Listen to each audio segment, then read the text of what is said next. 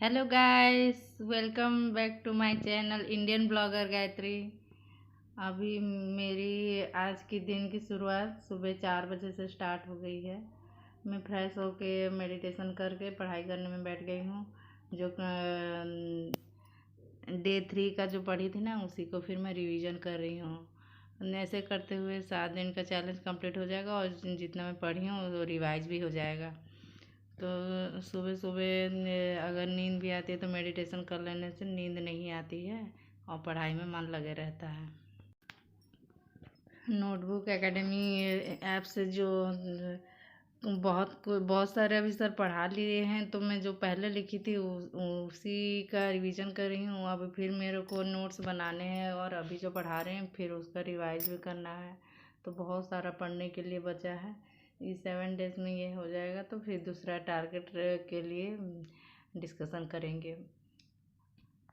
फिर मेरे बेटे के लिए मैं तैयार करने के लिए चली जाऊंगी। उसके बाद में सब सुबह का नाश्ता वास्ता हो जाने के बाद फिर मैं घर थोड़ा क्लीन कर रही हूँ। कपड़ा उपड़ा सब बिखरे पड़ा था तो थोड़ा साइज यूज कर ले रही हूँ।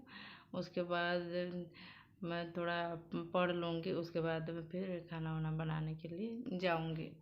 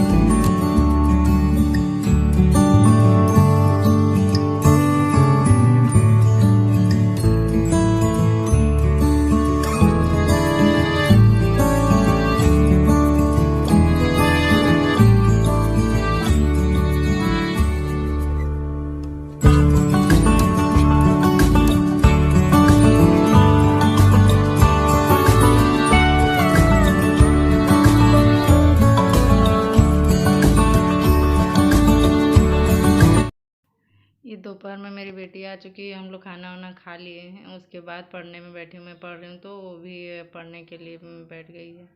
तो दोनों मिलके माँ बेटी पढ़ाई कर रहे हैं। अभी मैं रीजनिंग का प्रैक्टिस कर रही हूँ। फिर और हिंदी इंग्लिश का भी प्रैक्टिस कर लूँगी। अगर दिन में टाइम मिलता है तो मैं कोशिश करती हूँ कि दिन ही में पूरे सब्जेक्ट को पढ़ लूँ, क्योंकि रात में कभी लाइट गोल हो जाती है या फिर कभी कुछ प्रॉब्लम हो जाता है या फिर रात में खाना बनाते वक्त लेट हो जाता है और बेबी को भी कुछ उसका भी कुछ होमवर्क करना रहता है, टाइम नहीं मिलता है। तो इसलिए मैं दिन में ही कंप्लीट करने के लिए कोशिश करती हूँ और रात में तो टाइम मिलता है तो मैं उसको फिर से रिवाइज कर लेती हूँ।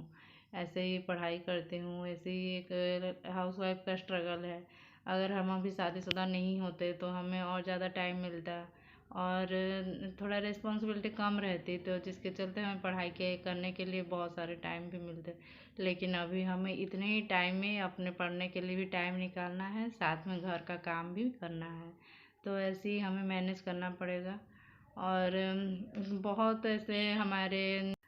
बहुत सारे ऐसी महिलाएं हैं जो घर के काम को मैनेज करते हुए पढ़ाई करके IAS IPS तक भी पेपर क्लियर किए हैं। तो हम तो हॉस्टल वार्डन का पेपर तो बहुत अच्छे से ही क्लियर कर सकते हैं। हमारा सिलेबस इतना भी वास्ट नहीं है जितना कि UPSC और PCS का रहता है।